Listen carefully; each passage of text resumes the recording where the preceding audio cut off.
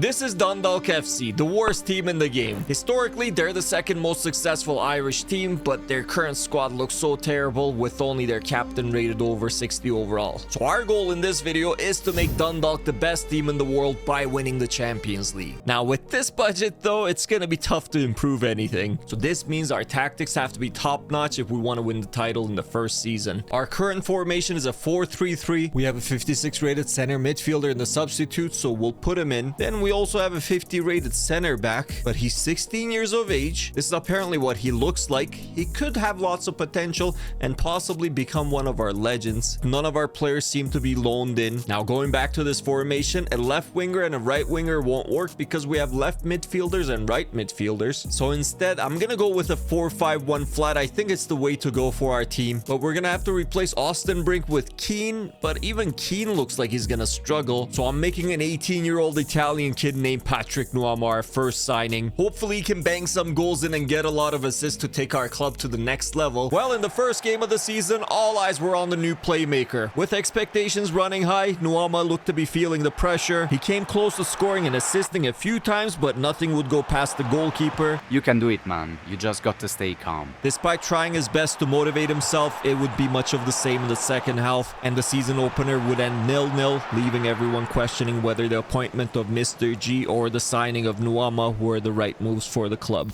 Well, at the end of the season, let's just say things didn't go exactly how we wanted. Finishing in 9th and not the very bottom probably saved us our job. But at least there's one positive. Jamie Gullen, our striker, won the Golden Boot, and our only transfer, Patrick Nuama, had a decent season, getting himself 10 goals and 4 assists. Now for season 2, the board has set the budget at 2 million. If you'll remember, we were the team that conceded the most goals, so we need a new goalkeeper. And at the same time, we also have to start investing in our youth academy. So because our scout's a 1-star, we'll just keep him in Ireland to look for a winger, because our captain Horgan's down by 2 overall, and Mahone on the left is not showing any improvement. Now, while we were busy setting up our scouting network, our first signing of the season, a 72 rated Bolivian goalkeeper Vizcarra, has arrived. He provides our team with a massive 17 overall upgrade at the number 1 position, but will that be good enough to get us some actual results on the field? Well, things started out very well for us when we went up by a goal from the penalty spot. However, in the second half, Vizcarra looked terrible, conceding on the first shot he faced, so we began the season dropping 2 points because of our new signing. Then as all hope was fading after losing our second match, our goalkeeper must have snapped out of his jet lag, only conceding 2 goals in the next 4 matches while getting himself 2 clean sheets. Now going back over to our youth academy, our scout Murphy had some good news for us because he had found a gem of a 16-year-old named Ronan Rea, and seeing how he was tearing it up in the youth tournament just now, we have to give him a shot in our next match. Now this was professional football and Rea did show some signs of nervousness. However, this beautiful overhead pass allowed Nuama to score the only goal of the match, as the youngster nearly got his first goal contribution. It wouldn't count as an assist because the defender apparently took the ball away for a quick second. Regardless, Rea made a decent impact on the match as we won at 1-0. Now with a little bit of money left in our budget, we hired our first 2 coaches to help in developing our players a bit quicker, and when we fast forward to the end of season 2, we incredibly find ourselves in a winner-takes-all match against second place Shelbourne. And in this match, our youngster Rea assisted early on to Cullen to quickly give us a 1-0 lead, and he scored the second goal himself, and we went on to comfortably win the match 3-0 to lift our first trophy as Dundalk manager. So we were the team with the most goals and we conceded the least. It's too bad we couldn't win the FAA Cup as well. We were knocked out in the first round. And amazingly, Gullen won another Golden Boot. He got 28 goals this season. Nuama with 14 goals. Gullen and Nuama both with the top assists, tied with Mulroney from St. Pat's. And of course, our new signing Vizcarra had the most clean sheets. And then looking at the overall picture, Gullen was our best player of the season by far. Nuama was great. Rea played in 25 matches, got himself 2 goals and 4 assists. Now at the beginning of season 3, the board told us that they had a lot of debt. They had borrowed lots of money to keep the lights on, and they used the championship money to pay all that off, which is why we're only gonna have 692,000 to spend in our first Champions League season. So I don't know how much we can improve with this amount, but lucky for us, some free agents like the center back Guganig, the left midfielder Palacios, and the center midfielder Veglio were interested in what we're trying to build at Dundalk. Oh, and also being in the Champions League played a big factor as well. However, the higher wages all these new players were receiving wasn't sitting well with our back-to-back Golden Boot winner Gullen, and when the Swedish side Gais activated his release clause of 1 million, he felt it was in his best interest best to leave the club. Now, left without a striker, we had a big decision to make. With just over 1.2 million in the bank, we sign either one of these average looking strikers, or we use that money to hire a much better scout and hope he can find us an amazing wonder kid. Well, we went with option 2, and it seems to have paid off. Look at this player we found. He's a 68 rated striker named Jensen, and we might as well call him Holland Jr. at this point. He looks like a tank, and we're gonna find out this season whether he's really good or he's gonna be a flop. Now, additionally, going with option 2 helped us save some money, and we were able to sign 3 more free agents: a Chinese left back named Shu, a Nigerian right back named Akujobi, and a 70 rated center attacking midfielder named Safuri. And with this squad, we're ready for some Champions League football. Having been matched up against Polish giants Lech Poznan in the first round of qualifiers, our team was just not good enough as we lost the first match 1-0 at home. Then in the return leg, our wonder kid Jensen showed some promise as he scored the only goal in regulation to take the tie into extra time. However, our lack of experience started to show, and we couldn't prevent an Isak hat-trick, so all hopes of playing in the Champions League this season were crushed in Poland. The season wasn't all over just yet though. Having beaten Feyenoord, we managed to qualify for the Europa League, and also Jensen's late winner in the Irish Cup meant we got to lift our second trophy as Dundalk manager. And now it's the end of season 3, and we managed to win the title once again. When it comes to the Europa League, because the Irish League ends early, we still have 2 more matches to go. Our wonder kid Jensen got 15 goals, so he's tied for the Golden Boot. We didn't have the player with the most assists, but we had the player with the most clean sheets as well. And now looking at the total stats, Jensen got himself 26 goals. He grew by 5 overall to 73. Palacios, Nuama, Safuri, they contributed well. And then Rhea, our first wonder kid, only got 6 assists, scoring 1 goal. This is how our starting 11 looks right now. Hopefully in season 4, our budget will be a little bit higher and no unexpected debts to pay. So in season 4, the board has given us 1.4 million. Is this some kind of joke? Where's all the money going? Well, with offers pouring in for Jensen from big clubs and a lack of any real money, we may soon be forced to sell him. Now, having finished 18th in the Europa League, we had a tough playoff tie against Beşiktaş to kick off this season. We nearly took the lead in the first leg, but Rhea missed this golden opportunity, and eventually the match ended in a 0-0 draw. So we knew things were going to be tough going into hostile territory for the return leg. However, you could tell our team was gaining more and more confidence with each trophy lifted, and this showed in how Jensen blazed past the Beşiktaş defense to put us up by a goal with a clinical finish. And look at the confidence on the kid. He goes, "I can't hear you," to the crowd. However, a weak penalty would be awarded to the host late in the second half. How's that a pen? With Oxlade-Chamberlain converting, this tie would require penalties to decide the winner. And despite Palacios missing a Panenka, Vizcarra's heroics would be enough to send us into the round of 16. Now, having been matched up against Sporting in the round of 16, we lost the first leg 2-0, and despite our best efforts in the return leg, a 1-1 draw meant that our journey in European football was all over for the season. Now, to make things worse, apparently our wonder kid striker Jensen broke his toe, which means we're going to be out without a striker for 3 months. But here's the beauty of the Irish League. We may have been knocked out of the Europa League, but in the same season, we're still trying to qualify for the Champions League. But the downside is we're still broke. So we went back to the flea market,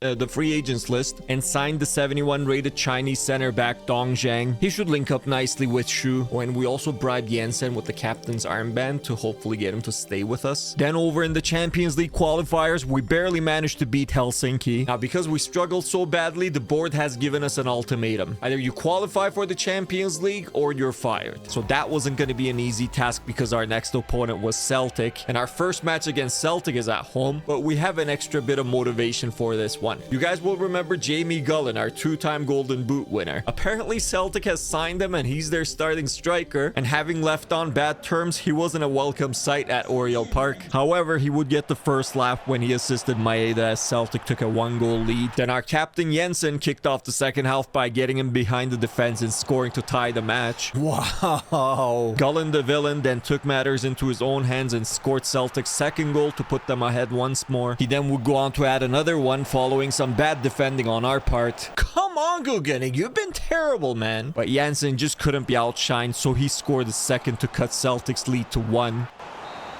The ref ended the game there! Unbelievable! goal! And to add insult to injury, Jamie Gullen was the man of the match, getting a 10 out of 10 rating. Now, going over to Celtic Park for the return leg, Jensen was the Champions League top scorer, and we really need a top performance from him if we're going to qualify. However, the match got off to a rough start when the ref awarded Celtic a penalty from a handball, but Vizcarra saved Gullen's penalty to keep our hopes alive. Then Nuama nearly opened the scoring in the second half with a flying Dutchman header, but couldn't beat Paulsen. Then disaster struck on the following counter-attack as Celtic went up by 1 with Bernardo scoring. But we weren't going to give up easily, so we responded quickly with Nuama squeezing past 2 defenders to tie the match at 1-1. Then Jensen, our hero, scored in the last minute to send the match into extra time. However, Gullen the villain got the last laugh, scoring the only goal in extras to crush our dreams of Champions League football.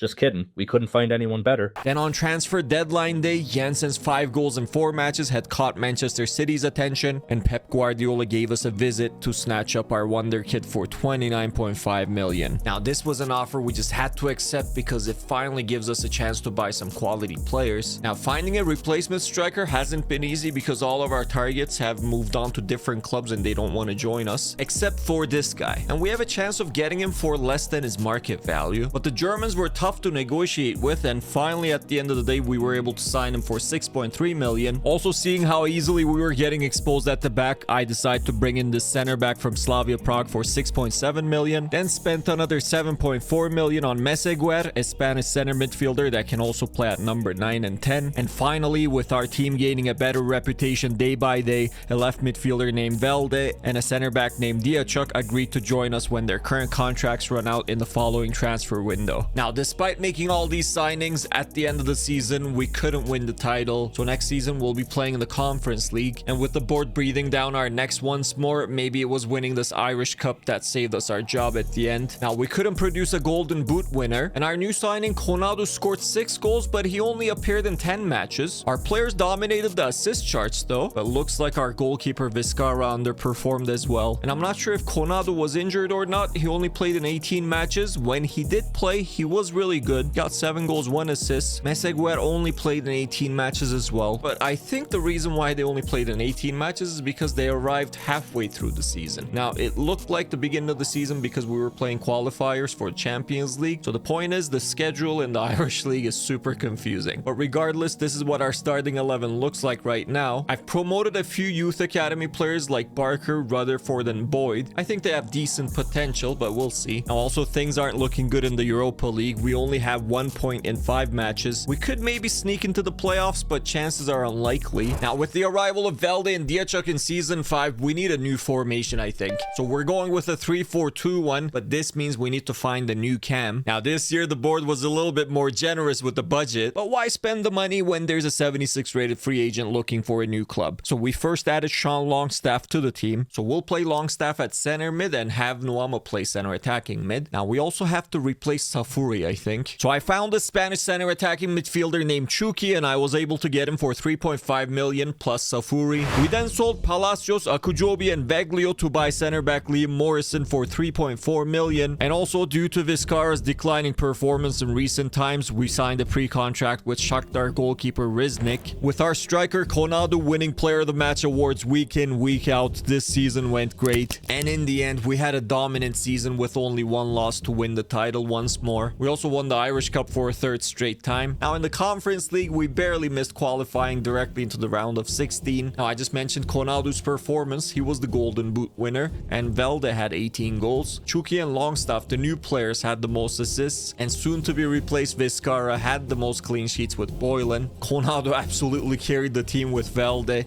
42 goal contributions in 46 matches, an average rating of 7.92. He was just incredible. I'm really happy with how things are going. Most players are rated mid to high 70s, and in season 6 these players had us beating AIK in the Conference League playoffs. Then we went on an incredible run, taking out Shakhtar in the round of 16 and Atalanta in the quarterfinal. Now, facing Sevilla in the semis, we barely managed to squeeze past them into the final, where we had to beat Wolfsburg if we wanted to lift our first European trophy, and this ended up being a pretty difficult task as our goalkeeper Riznik made a few solid saves to keep us in the match. And finally, just when everyone thought we had taken the lead, Konadu's flying header just sailed wide. Not long after though, it was our striker again, this time setting up Meseguer, who scored to put us up by 1. And this would end up being the only goal in the match as we make history by becoming the first ever Irish club to win a major European trophy. Now in the next transfer window, a lot of top talent were involved in huge moves, including our former academy star Jensen. And with rumors circulating about our captain Nuama possibly making a big move of his own, we somehow had to convince him to stay with us. Alright son, have a seat. Listen to me.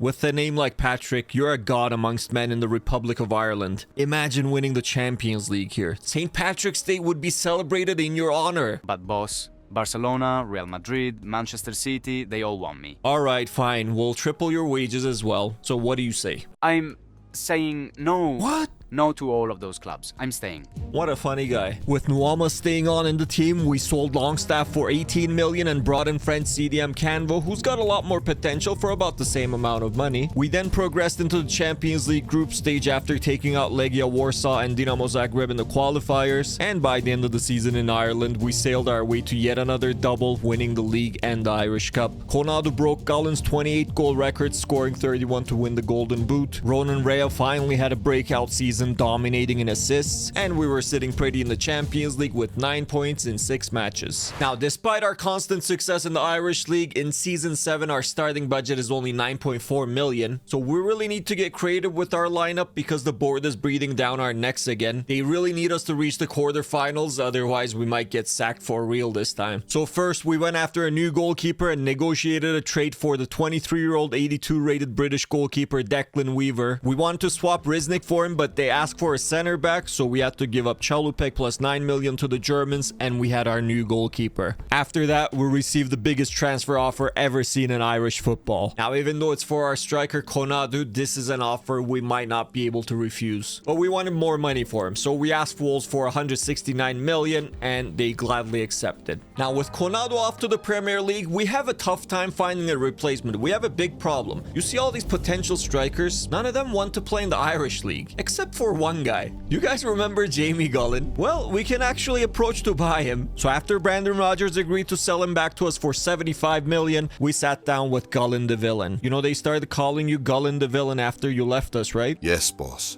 But you know I felt disrespected, so I had no choice but to go. Alright, look, I'm putting my neck on the line bringing you back to Dundalk, so you have to perform at your peak, otherwise the fans will never forgive you and I'll be fired. I understand, boss. I will give it my best. Following Gullen's return, we ended up selling Riznik for 14.5 and Velde for 25 million. Still with almost 100 million in the budget, we need a new left winger and a new center midfielder. So we managed to sign the center midfielder Paulo Bernardo from Celtic for 41.5 million. But negotiations stalled for our left midfielder target Daniel Felipe Ruiz before our crucial final Champions League group stage match against Arsenal. To make it into the playoffs, we really needed to secure the 3 points in this match. Needing to prove himself quickly to the crowd, Jamie Gullen took a shot from a very difficult angle. It was blocked and deflected into Calabria's arm, and the ref pointed to the penalty spot. Gullen then calmly ran up and converted his penalty, and for the moment, he was no longer the villain. For the rest of the match, he kept on trying for a second goal and got very close to scoring, but nothing else would get past Oblak. However, when the ref blew the final whistle and we got the 3 points, the crowd seemed very pleased with the striker's overall performance. Following the match, we went back to the negotiation table for Ruiz and we managed to sign him for just over 45 million. Next, going back to the Champions League, we would have to face RB Leipzig in the playoffs, and having drawn 1-1 in the first match, we had home field advantage going into the return leg. And we wasted no time as we quickly took the lead with Gullen scoring on a beautiful counter-attack in the 9th minute. Then our most recent signing, Ruiz, cut inside from the left and finished beautifully as we marched on into the round of 16 with a 2-0 victory. And now it's that crucial moment where we have to make it into the quarterfinals. We've been matched up against Juventus. They finished first during the league phase, but I believe in our team and I think we have what it takes to beat them. And with this belief, we kicked off the first leg at home. Juve came out guns blazing with Gustavo's shot flying and past Weaver to give them a 1-goal lead, but we would respond quickly after a great great 1-2 between Gullen and Nuama, with our captain putting his own rebound past Costa to tie the match. Then we had a lucky break when the ball hit Locatelli's arm and the ref gave us a penalty. Gullen stepped up and with a strong finish made it 2-1 for us. Weaver then made a massive save on Vlahovic, which nearly trickled past him into our goal. And then Gullen almost doubled our lead in the final minute, but his shot went just wide, so we take a 1-goal advantage into the return leg. After having topped the league phase and down by a goal on aggregate, all the pressure was on the Juventus players in front of their home crowd. And it looked like this pressure got to McAllister in the 37th minute as he received a straight red card after a reckless tackle on Chuki. Then a Udogi handball gave us a free kick, which then got blocked by Udogi's arm once again, and this time we were awarded a penalty. However, Cullen's penalty unfortunately went into outer space, but the good news was we were able to hold on to a 0-0 draw to advance into the quarterfinals. Now, having made it into the quarterfinals, we don't have to worry about getting fired anymore, but we have something else to worry about. It's that we have been matched up against Real Madrid. However, having made it this far, our fans are fired up and our players look confident, and given Real Madrid's recent form in La Liga, they don't seem to be firing on all cylinders. So we came out looking to strike early, but Nuama hit the post on this glorious chance. That would have been sweet. Then Vinny Jr. made us pay by scoring in the 22nd minute to give Real Madrid a 1-goal lead. And to make matters worse, Chuki received a straight red on this tackle to leave us down with 10 men. No way that's a red. However, this seemed to fire up our players because Gullen got this tap in following some great passing to equalize. Then Weaver made this incredible save on Mbappe, and ultimately Gullen failed to score on this golden opportunity, so we had to settle for a draw at the end of the 90 minutes. Now, with Chuki suspended for the next match, we have to find a replacement. You guys haven't seen this player so far, Kyle Devlin, but we found him in our academy and we had him out on loan, so we're gonna call him back, and he's gonna play his first match away at Santiago Bernabeu against Real Madrid. So no pressure, kid. And as if he had ice in his veins, he managed to get this pass to Gullen, who finished it beautifully to make it 1-0. Then right before halftime, we nearly blundered this incredible opportunity, but lucky for us, the ref pointed to the penalty spot and we got a second chance. Gullen made no mistake this time to get his brace, and he was right back at it in the second half, completing his hat trick after this great assist from the youngster Devlin. However, Vitinha quickly pulled one back for the hosts to cut our lead back to 2. We managed to stay focused with Weaver making a huge save, and following some great defensive plays, the match ended 3-1 and our fairy tale run keeps going into the semis. And in the semi-final, our opponent is Leverkusen, and their current situation in the Bundesliga is a little bit similar to Real Madrid. They're not doing that well, and when we look at their players, they're not that much better than us, so we have a real shot at making it into the finals right now. So we headed into the first match in Germany feeling confident, and after ridiculing the Leverkusen defense with some great controlled passing, we struck first with Gullen to take the lead, but Leverkusen would end up equalizing in the 61st minute following some bad defending on our part. So the match ends 1-1 as we move on to Oriel Park with everything still to play for. And in front of a sold-out stadium, we were ready to make history. It was the deadly duo of Nuama and Gullen striking first for us, with only 14 minutes having gone by. Then before Leverkusen could even recover from conceding the first goal, Patrick Nuama scored our second goal. This forced a quick substitution from Alonso, but we were just locked in, and Nuama assisted Gullen yet again for a third goal. Man, we're just cruising here. And it just seemed inevitable. Gullen got his hat trick right before the halftime whistle. He's on fire. Then we added a fifth with Nuama, and to Leverkusen's disbelief, we were heading into the Champions League final after a 5-0 rout. And in the Champions League final, our opponent is Barcelona. And guys, look who their striker is. You can't see it right now, but he's none other than our former youth academy star, Jensen. Now, Barcelona's definitely the highest rated team we'll have to face so far, but the chemistry we've got going on with this group of players, I think will be enough to beat Barcelona. You'll remember how bad our squad was when we started, so I think this group of players will get it done, especially after just winning 5-0 against Leverkusen. And with that, we took our good momentum with us to Estadio Metropolitano to hopefully lift this trophy at the end of the match. There he is, the man who actually played a decent part in us getting this far. At the time, if you'll remember, we sold him for 30 million, which allowed us to sign some good quality players, and it would be none other than Jensen getting involved in the first highlight of the match when his shot hit the post. Then somehow Wanner also missed the target by a hair. We got lucky there. Then right before the halftime whistle, the incredible chemistry between Gullen and Nuama was on display when our captain timed his run perfectly to put us up by a goal. However, Barcelona would respond in the 63rd minute following a great display of skill from Jensen, who chipped Weaver to tie the match. Then moments after, luck would be on our side once again when Weaver spilled the ball after making an incredible save on Jensen, who ended up being offside when scoring the second chance he got. I don't know when our luck's gonna run out, but we get lucky again. With no intention of leaving our fate to luck, a classic Nuama-Gullen partnership had us take the lead once again in the 75th minute. However, a great bit of skill from Dani Olmo had Barcelona on equal terms almost immediately, and we would need extras to decide the champion. In extra time, Jensen would strike again, this time with a header to put Barcelona in a very good spot, but having made it this far, we weren't going to give up easily, and when the Barca backline fell asleep, Gullen took full advantage to score and send this match into penalties. In the penalty shootout, Jensen scored for them, Reyes scored for us, Weaver made a save, Meseguer scored, Gluck scored, Nuama scored, Weaver made another save, and finally Bernardo scored to make our dream become a reality. We've built an amazing team, we've come a long way, and now we are the champions of Europe. Thank you guys so much for watching and having made it this far. Who was your favorite player of the video? Let me know in the comments, and if you watch this video as well, I would really appreciate it. I'll see you in the next one. Take care.